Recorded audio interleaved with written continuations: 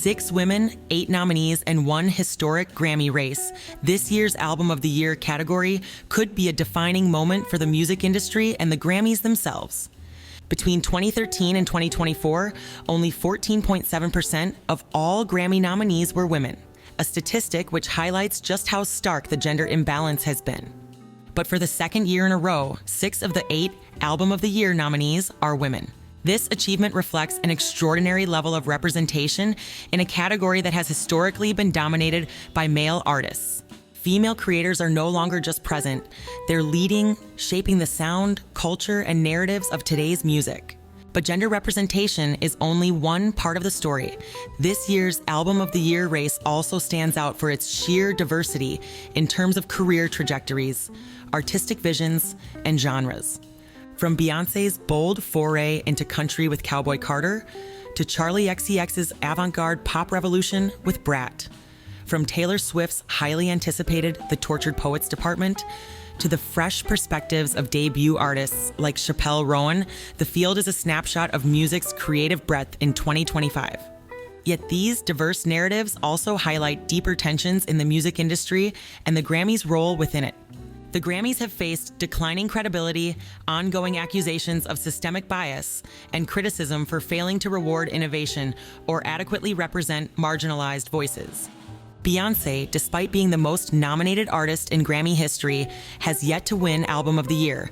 Sabrina Carpenter, despite a decade-long career, is technically competing as a new artist.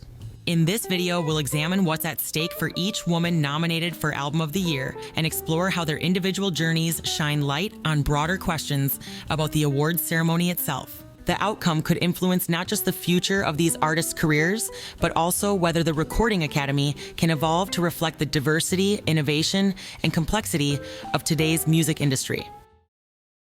Chappell Roan's nomination for The Rise and Fall of a Midwest Princess is a defining moment for both her career and the Recording Academy. As a debut artist, she joins an exclusive group of musicians whose first albums have earned an Album of the Year nomination, placing her alongside legends like Billie Eilish and Lauryn Hill. Her inclusion in the race shows the Grammys' increasing openness to recognizing emerging voices over established fame and commercial dominance. The Rise and Fall of a Midwest Princess is a deeply personal, genre-blending album that captures the highs and lows of Chappell Roan's self-discovery. With its infectious melodies and confessional lyrics, the album strikes a delicate balance between raw emotion and polished pop appeal. Critics have praised it as one of the most relatable and well-crafted debuts of the year, and praised Chappell Roan's ability to channel her experiences into powerful anthems.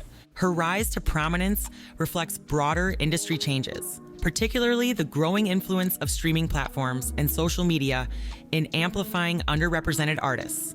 Her nomination challenges the idea that Grammy recognition requires a massive promotional machine.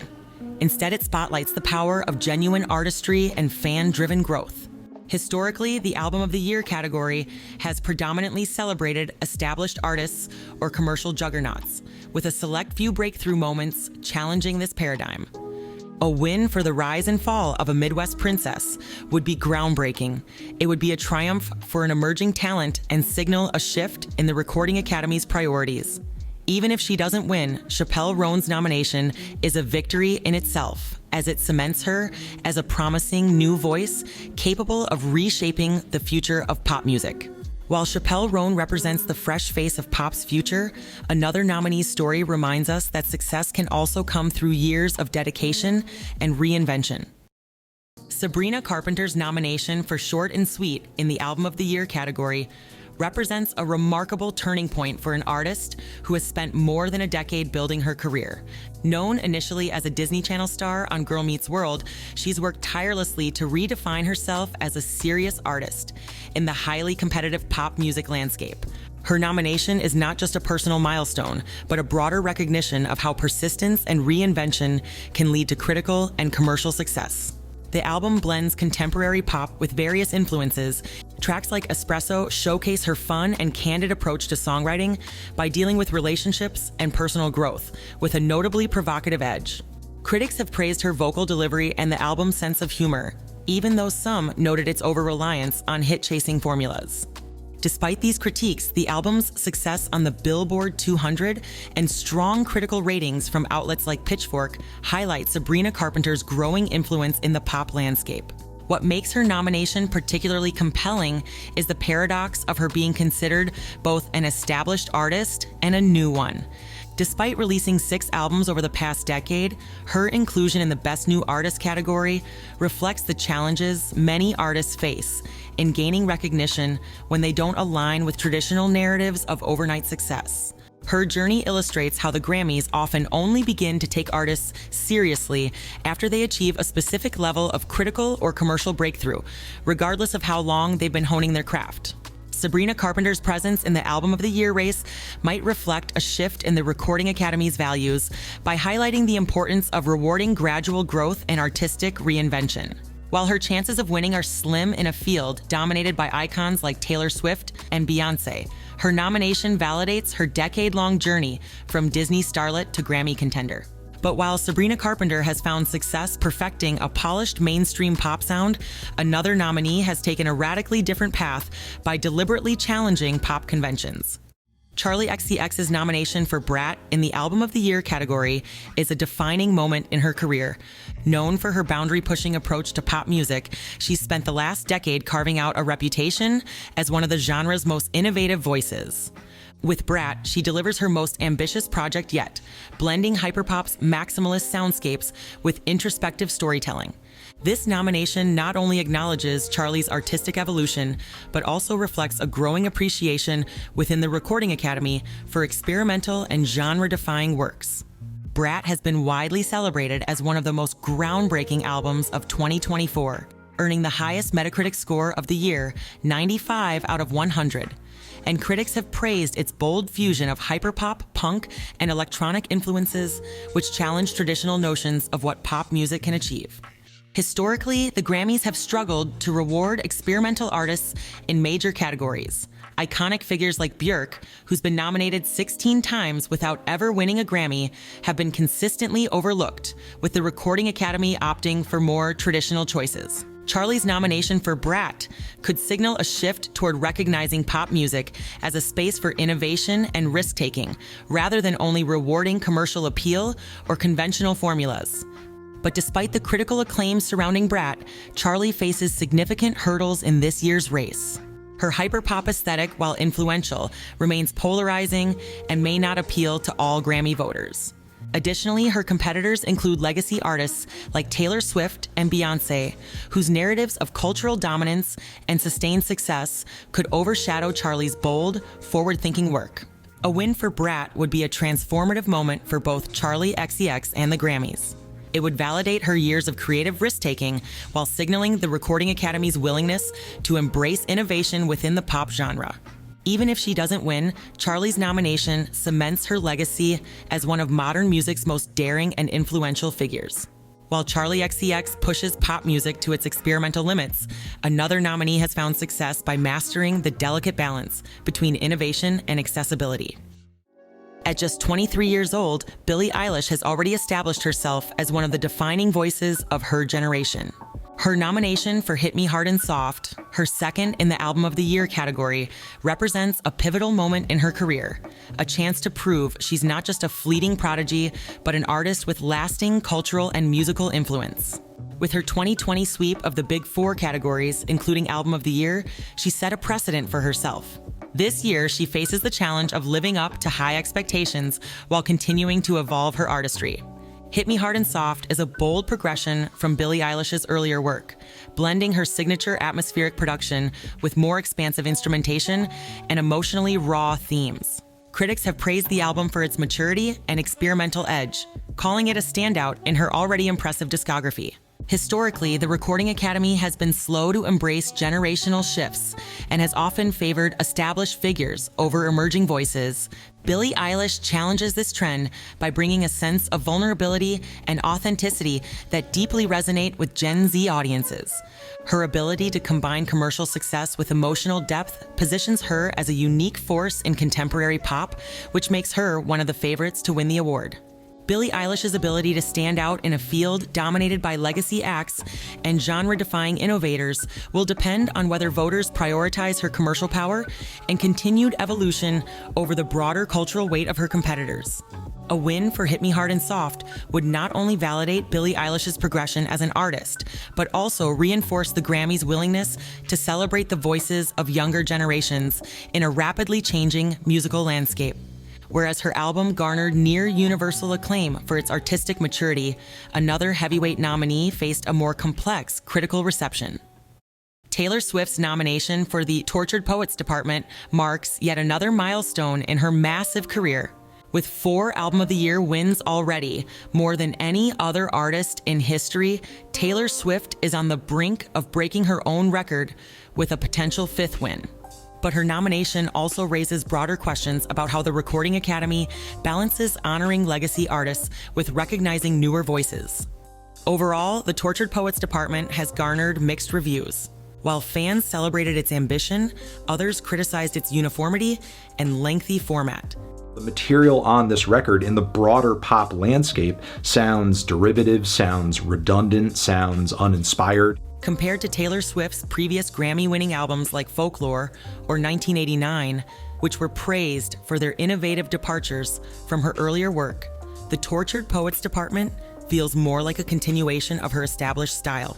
Its restrained production, which was largely designed by longtime collaborator Jack Antonoff, has drawn critiques for being overly familiar and lacking the freshness that marked Taylor Swift's earlier reinventions. Despite these criticisms, Taylor Swift's cultural impact remains undeniable. Released in tandem with her record-breaking Eras tour, which has become a global phenomenon, the Tortured Poets Department represents more than just another album. It's part of a broader narrative of commercial dominance. Taylor Swift's ability to maintain relevance over nearly 2 decades in the music industry is almost unparalleled, and makes her nomination less about the quality of the individual album she's just released and more about the consistency and scale of her career. If she wins once again, it will cement her as the defining artist of her generation, but it could also reignite debates about whether the Recording Academy relies too heavily on legacy acts at the expense of spotlighting emerging talent. In a race filled with fresh voices like Chappell Roan, as well as experimental innovators like Charli XCX, Taylor Swift's potential victory may risk overshadowing other narratives. This tension becomes even more evident when considering another powerhouse nominee whose relationship with the Grammys tells a totally different story. And the Grammy goes to Taylor Swift. Nathan Chapman and Taylor Swift. Featured artist. And the winner is Morning Phase, Beck. Producer, Beck Hansen. But I can't possibly accept this award. The Lemonade album was just so monumental, Beyonce. It was so monumental. Harry Styles! Shit. For Beyonce, Cowboy Carter is more than an album. It is a defining moment in her storied career and a potential turning point for the Recording Academy. As the most nominated artist in Grammy history with 99 nominations and 32 wins, Beyonce's stature in the industry is unparalleled.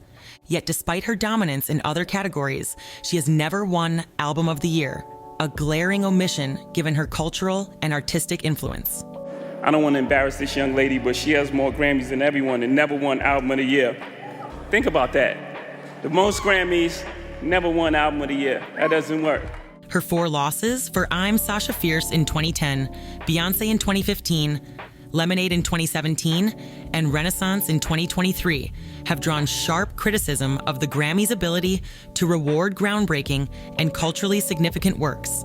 While Taylor Swift has claimed 4 Album of the Year awards, Beyonce has become the face of the Grammys' struggle to reflect diversity and inclusion in its most prestigious category, making her bid for Cowboy Carter one of the year's most compelling narratives. Critically, Cowboy Carter has been both praised for its bold ambition and critiqued for its execution. The album represents a daring exploration of country music, a genre with deep but often overlooked Black roots. Critics have lauded Beyoncé's genre-bending approach, blending country with elements of pop, R&B, and rock, while addressing themes of identity, heritage, and resilience. But its 27-track runtime and occasional lack of cohesion have drawn criticism. While some hailed it as a landmark project, others argued it felt too long and less focused compared to Beyoncé's tightly curated masterpieces like Lemonade and Renaissance. Divided reactions to covers of classics like Dolly Parton's Jolene further complicated its reception. But despite this, Cowboy Carter remains a landmark moment in Beyoncé's career. It has sparked crucial conversations about representation in country music while showcasing her willingness to challenge genre conventions.